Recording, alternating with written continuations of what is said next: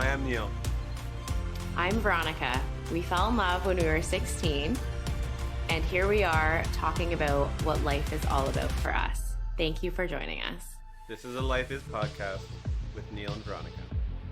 Hello, everyone. Welcome back to another episode of Life Is with Neil and Veronica. And I wanted to quickly take a second to say thank you to those of you who have reached out and given feedback on the last episode where we talked about prioritizing what matters.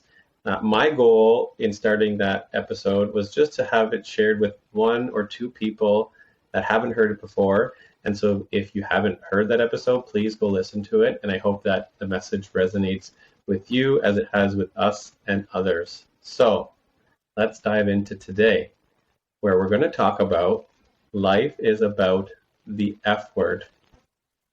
Any guesses, Veronica? Oh my goodness. Okay. Well, It's not your favorite word. Three. Okay, that's what I was going to say. I No. always joke that my favorite F word is free. So I was going to see where you were going to go with this one. So, yeah, what I want to talk about is failure and how important it is to accept and maybe change your mindset about failure. So, let's start with talking about one story that I heard in my journey where there was a prominent CEO who told the story about her parents who always asked them at the dinner table questions about their day or week. And I shared this story with you before, and I thought it was super cool, and we try and do it. Instead of asking, what did you like about this week? Or name something that you really made you smile or laugh. Their parents instead went with the, tell me something you failed at this week, to really allow them and have the mindset that it's okay to fail as long as you're learning from it. So I want to hear maybe your thoughts when I first told you that story and getting some of your feedback on failure. Wow. Well, I'm so glad that you did tell me that story because we now put that into practice as much as we can. And when we started doing that, I think it caught the kiddos off guard almost. So, I was driving our daughter to cheer practice. And this is sometimes where we have a lot of great conversations is in the car because you're driving. I mean, other than, blasting some music together. And singing at the top of our lungs. Sometimes we don't have music on and we really have some great conversations together. So I said to her, what was something you failed at today? And I think it was one of the first times. And she went, what, mommy? And I said, what is something you failed at today? And it's like she didn't understand the question because for a lot of times we said, what was your favorite part of today? What made you smile? Like, what friend did you hang out with today? Like things like that. And so I actually asked her, so I didn't actually explain, but I said, what happens when you fail at something? And she said, you learn. And I was like, oh my word. Like it was such a proud moment. I feel like for me, I actually reached back and gave her a high five. And I was like, bang on. When you fail, you hopefully learn. So I said, what did you fail at? And she had to think about it. And I think she said, oh, I wish I could remember the exact example because I just loved this moment so much. But she said something about, reading an instruction and she didn't get the answer right or something. And I said, and it was just a great conversation, so we continued that on and it was just so great. And I loved her reflection on that because I asked her, what happens when you fail at something? And I'll be completely honest, as an adult, sometimes I hear that F word and I am really uncomfortable. Right. And I think often we avoid things because we avoid failure or we're striving for perfection. And you have opened my eyes so much to this. So I want to hear like 30 minutes of everything you have to say about this today. Yeah, I don't know if I have 30 minutes because, I mean, I probably could, but we always work best when we feed off of each other in our stories. So, yeah, for me, failure has been a big part of my career and journey, both personally and professionally, where it is because I've now learned that if you're not failing, you're not growing. Because the only way that you can fail is by trying something that's outside of your comfort zone. And I also have a saying that I've told you, and I don't know if this was your thought, that for those of you who can't see the video, who are listening to us on the audio, Veronica just took a deep breath, because I have this saying that I've heard, you're either green and growing or you're brown and dying. And that goes hand in hand with failure. So, was that I what you're really thinking? like your plant analogies. Well, no, I was going to say, so first of all, I really like your plant analogies. We used to own a lot of plants in the pandemic. I don't know if those listening were also on that train. Of plants. Yeah, and Neil has a lot of great plant analogies. There's another one. I don't know if it comes in this one or not, but you talk a lot about being repotted or, changing conditions and that sort of thing. But when you said, failure and growing, what I was going to say, and you kind of alluded to it in the message that you just mentioned as well, is if you're not failing, you're also not trying. That's what I was going to say. Yeah. And I think that trying and growing and being uncomfortable go hand in hand. They're almost synonymous with each other, as well as dreaming big, right? Because in those moments, that's the only way that you can get feedback on how to be better, how to get to your destination. And I think there was somebody in our lives who said, if you're not feeling sick, you're not dreaming big enough, right? So it's something that we're not used to, right? We're not used to being uncomfortable. It's not something that we're wired for. We're not wired to feel that.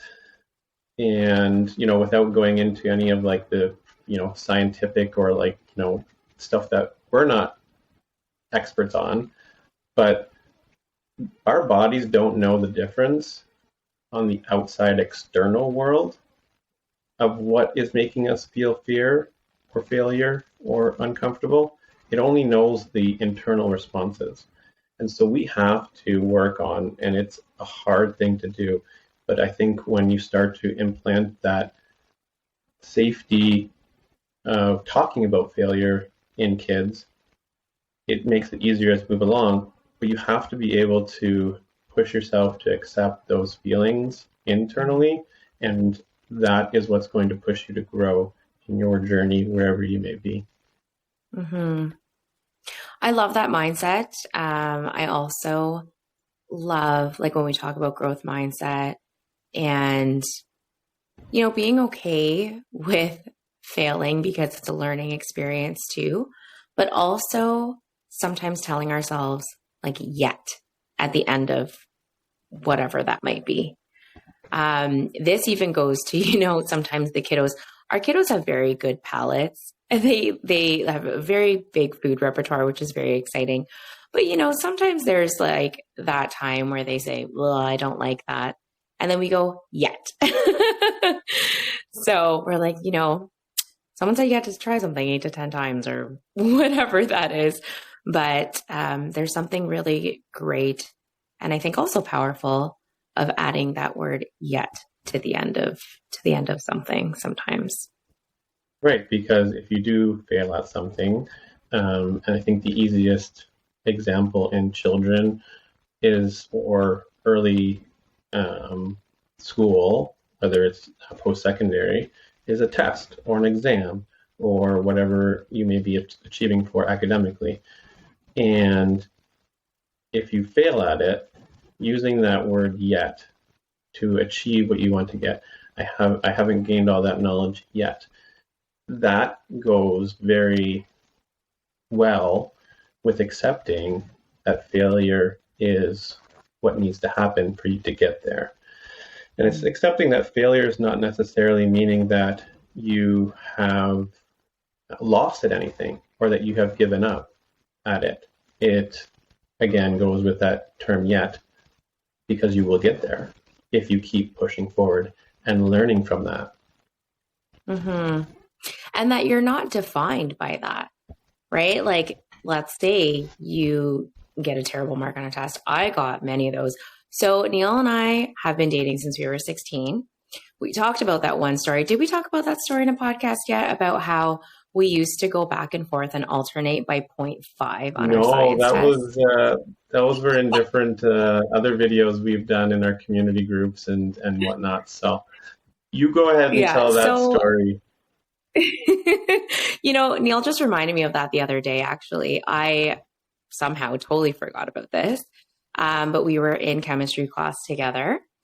And, the running joke almost was that we alternated who beat the other person by 0.5 every time. It got out of hand. And I think, I'm pretty sure the teacher did it on purpose. I'm almost positive. He knew there was something going on between us. It was pretty obvious. And I think he just did it to improve our chemistry. Oh, good one. So another side note is Neil and I made a dopamine molecule together in chemistry class, and I decided to decorate it with sequins. That's besides the point. So, there were many tests in high school. Like, I failed a few tests. And if I let that define me, if I really got down on that, like, it's so easy to get into that mindset of I failed that test. That means I don't know anything about that. And, it's amazing. One of our friends, Ashley, she is, I think she almost like blazed a trail of having a gradeless class, which I thought was absolutely incredible, because you can get so fixated on the numbers to the point where I think, you're not even learning what you're supposed to be learning anymore, almost like you're not gaining that knowledge properly. I can't tell you how many times I crammed for tests and so on and so forth in high school too. And then that so-called knowledge is gone, honestly, like as soon as I'm done writing that test kind of thing. But yeah, like you're not defined by that. And so I think, on the flip side of that with trying, and also like the power of yet. This is an F word that I guess I'm getting more comfortable with. And definitely we're trying to instill that in the kiddos too. Yeah. And, for me, I grew up in sports. I grew up around sports. One of my favorite sports is baseball. So I draw a lot of analogies between life and baseball for whatever reason. It speaks to me. And for those of you who know baseball, even in the slightest bit, you could be considered a Hall of Fame player, the best of the best, if you only succeed 4 out of the 10 times. Okay, so just let that sink in, because it doesn't mean that you are not doing well. As long as you take it day by day, step by step, moment by moment, whatever the situation is, and you've gained knowledge, you've gained the experience. So failure is something you need to be comfortable with. And it's really, again, having those conversations. And I'm really glad that I came around that story, because I think that as the kids grow to an age now, at least our oldest anyways, where you can have these important conversations around school and activities and even friendships or whatever that they're achieving for, letting them know that failure is okay and it doesn't define them, because that's where the foundation really starts. So are there instances that you can think of where now that failure is becoming maybe one of your top 3 F words that you're comfortable with, that you can think of where you've gained experience in something most recently. Are you thinking of an example for me? I feel like you're faster at thinking of examples for me because I'm sitting here, I'm like, No, no, I wouldn't say there's anything specific that I have for you, but I mean, I guess for me is most recently, I was put into, I guess I'll give you some time to think about yours if you have one. But for me, most recently, I put myself out there for a promotion, right? And interviewed for it and didn't get it.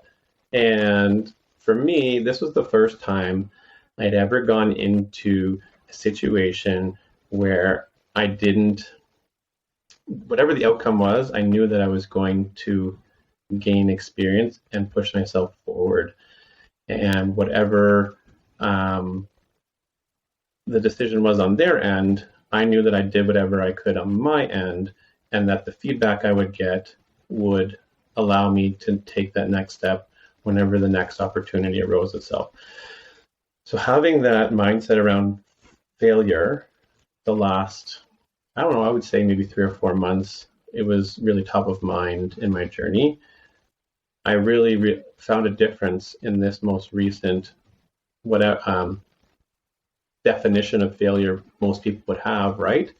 In not succeeding in an interview, where I didn't feel the same failure per se that I would have before. So that's what I would share as when you are able to wrap your head around and have mindset around failure is not defining you. It really makes a big difference when you're pushing yourself outside your comfort zone to do something different. Yeah, thank you for sharing that. And I think, you and I have talked about that situation as well. And for me, I wouldn't say, well, again, it's not that we need to convince ourselves that we're failing or not, because failure is a learning opportunity too. But again, like, you did everything that you could in that situation. And it's not for that, you just didn't do enough. There was just another candidate in that situation. But I think also, with that, for me, it's being okay with not hitting perfection, because there is no such thing for me. There were so many years of my life where I was striving for perfection. I said in another podcast, I think, that I'm a recovering perfectionist, but I spent a lot of time trying to get to this, like, I would say unattainable, or maybe it was attainable, but like not worth it for what I wanted to put into it almost. So I think it's more about shifting my mindset that, again, breaking things down into smaller pieces or continuing to try to improve. Because, I feel like, again, on the flip side of that is, if you continue to try, you continue to improve. It's like with practice, and we say this actually to our kiddos too. So I think it's just like being more okay with that. And, like just, taking things one step at a time or trying again, and being okay with that aspect of it. So continuing to learn every time. Yeah. And I got to see for the first time today our oldest daughter working on her skills as in her sport of cheer with her coach. And I mean, she's got multiple coaches now that give her great advice and bring different skill sets. So I got to see that firsthand today. And the coaching that she's getting from them, and it's amazing that it's really supplementing what we're trying to achieve in our kids, and that we're getting them to just trust the process, that if you, touching on what you just said, going one step at a time, is that you can't rush towards the end goal to get there faster, because it's not going to get you to the exact destination that you think you're going to get at. So her coach was just saying that I want you to just work on the steps that are in front of you. I want this as much as you do, maybe even more, but I also want you to get to it and be as strong as possible. I don't want you to rush, right? Like we need to just take and focus on today. So I'm seeing that all surrounded by her, and it's just, I think we've seen now that she's been in that atmosphere of, you know, competitive sports in a sense. It's not like ultra competitive, but she does her competitions, that the change in her mindset for even an 8-year-old has been pretty amazing to watch, because I guess we can touch on the story of her first failure in a competition most recently, and how awesome she accepted that failure of her team not accomplishing a first place finish, which in her first season she had 3 out of 4, including a national championship. So for her, I'll let you tell the story of when you saw it, because you were there firsthand. But for her first failure just happened, and it was very heartwarming to hear it from your perspective of how she accepted that. Yeah, it was amazing. So they had their first competition not too long ago. And last year, as Neil mentioned, they were national champions. It was her first year. Neil and I were both floored with, you know, how it all went. Like, we had a great time. It was amazing to see. Like, she was turning 7 last year. And I was like, goodness, like, I go down the slide at a park and I cramp up, and I've never done a cartwheel in my life. But anyways, so this year, you know, they have an amazing team and they work so hard. And it was stiff competition for sure. There were 11 teams this time at this competition, where last year at this time, I think there were maybe 5. And they won first place last year. So, you know, all the teams are getting announced. And they had, I guess what they call is a like hit zero. So it's a 0 deduction. Again, any of you cheer community listening, I may be wrong, in which case, please correct me. But you can like kind of gain points, I guess. So whatever. Okay. I'm not going to go into the cheer scoring, because I still have no idea what that means. So they finished 7th out of 11. Okay. So they did not even place, but they did get a banner that said outstanding performance. So, you know, they got announced, they're cheering. And then I was watching her very intently, because I wanted to know how she kind of, you know, reacted to that, how she took that. And she was smiling the whole time. She left the mat. She was still smiling.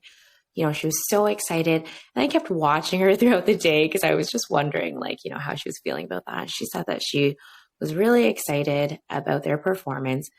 And what struck me, because a lot of my friends actually asked, they said, how did she take it? Like, did she, you know, and you and I had always said, you know, as long as she's having fun, right? And also it is about learning how to accept not being first place sometimes. So, you know, a friend had asked her after the competition, this is like my favorite part. So a friend had asked her and said, you know, how was your competition? She goes, it was amazing. We got outstanding performance. And she knew, she is a numbers girl. She knew they hit 7th out of 11, right? She knew that they didn't get, I don't know what they got medals for, first, second, third, I think, or something like that. So she knew that they didn't place, but that was her first thing that she said back. She said it was amazing and we got outstanding performance. So I just love that. I feel like I can learn so much from her sometimes, and that outlook that she has. And I love that she shared that piece. And, you know, it brings her so much joy. And I think this is what we were talking about in some other podcasts as well, is just that meaning of community and that belonging and that purpose. And I don't even know if I mentioned this in another podcast, but she woke up on the morning of competition weekend. She like hopped into bed. She woke me up. She was so excited. And she said that she was like happier than Christmas and her birthday morning in one. And I was just thinking, wow, that is off the charts, next level happy. So, seeing that is really neat. But yeah, she was just, we got outstanding performance. Like she was stoked. Yeah, it was a proud parent moment when you told me that. I think that having that acceptance of failing, but reframing it to being happy with doing the best you could is all we could have ever asked for, with putting in her in a sport or an activity that, obviously has some guidance and judgment and people that win or lose. Because we didn't expect her to basically win every competition last year. That wasn't the goal, but they did. So it was, a very proud moment when you told me that story. And going back to the sense of community that gives her and the happiness, I feel the same goes for this, that is slowly building, right? Where it allows us to share these stories and these moments and these tidbits of information that we've gained in our journey and that we continue to gain, because it is a lifelong journey. And if you if I get the chance to talk about it, like for me, I am on a lifelong journey of growth, because I know that's where I am at my best. But this community already, 6 episodes in, has just, given us a spark and a light on top of everything we already have to talk about these things and to hear, the stories that resonate with people, or the information or quotes that, we have after each episode. We can't thank you enough again for all that. So it's so interesting about this one. And I feel like we've been talking about that F word of failure for like 26 minutes now. And I feel like every time you say it, I'm like, you, because it does have this way of like having this negative connotation, right? And I don't think, like, we would never lead a conversation, but here it is again. Like, maybe we need to start changing the narrative, and we're trying to do it with our kids. But it's almost like we need to start conversations sometimes about like, maybe I'll just start this with you. You know what I failed at today? And then I'm just going to talk about it. And then it's a learning opportunity.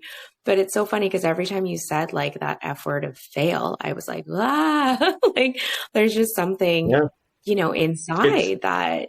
It's because it's ingrained in our school system that you either pass or you fail. And passing means you've done good, and fail means you've done bad. So fail equals bad. And you get that from such a young, impressionable age, all the way until if you don't pass, you don't get a piece of paper from your school you're paying for to move on to a job. So there's a lot that goes along with, the school system and how that's, it's marked, and it's very, it's dependent on the moment. I know that I test well, you don't test well. No. I can do some things, you can't do some things, but that doesn't mean that you or I don't have the knowledge or information to give to other people about certain things. So I think that's where it has all started. And it's up to each individual person, family, and relationship to, like you mentioned, change the narrative on failure and not have a negative connotation with it. Yeah, and I think it's also giving ourselves that permission or that mindset of try again. I actually have signed myself up for a pretty big test. You know this. I haven't told many people this. Now everyone listening to this knows. And now I'm probably going to get questions like, what did you sign up for? But I was talking to my director about it. The amazing thing is, she said, I can sense your hesitation because, as Neil mentioned, I test terribly. I'm full of squirrely thoughts, everybody. And so I just don't do well with testing. And if I were to go off of the marks that I've received up until this point in my life, I would feel like my knowledge with anything is pretty low. So I have signed up for this test. I'm not going to tell you when I signed up for it. But my important. director said, It's not important. yeah, but my director said, Veronica, I can sense your hesitation. And what is the worst thing that's going to happen? You might not pass. She could have said fail though, but I guess she was trying to make me feel better. She said, you might not pass. And so, you know what you can do? You can try again. And that's okay. You're not going to lose your job. And I was like, okay, well, thank you for that. So it's nice to have, those people in our corner, those people cheering us on that help us change our narrative, that continue to, encourage us and lift us up, and to tell us that things are going to be okay when we sometimes feel like it's not going to be okay. So I love the perspective of try again. Don't let something like that define you. And it's so interesting that you shared that story about baseball too. I didn't know that. I didn't know that fact. And I'm like, wow, 4 to 10. I'm like, that's a fail, right? No. And again, just to tie it back to one of the episodes we've done, changing the narrative and the mindset for each other and for ourselves about failure is just another way to be kind to yourself. Because if you're not failing, you're not growing. And so if you haven't had the chance to listen to that one, Veronica has some great insight on what she feels on being kind to yourself, especially now that we've started a new year, and how we can be kind to the selves that we already are and moving forward. So with that, I would like to say thank you, as always, to each and every one of you for following us on Instagram, watching our videos on YouTube, and listening to us on any platform that you listen to this. And we look forward to many more episodes in the upcoming weeks. We enjoy hearing every single one of you. And if you have anything that you'd like us to talk about, please feel free to let us know, as we are always looking to grow this community and make it into whatever we want. So thank you, everyone. Have a great day, and we'll talk to you again soon.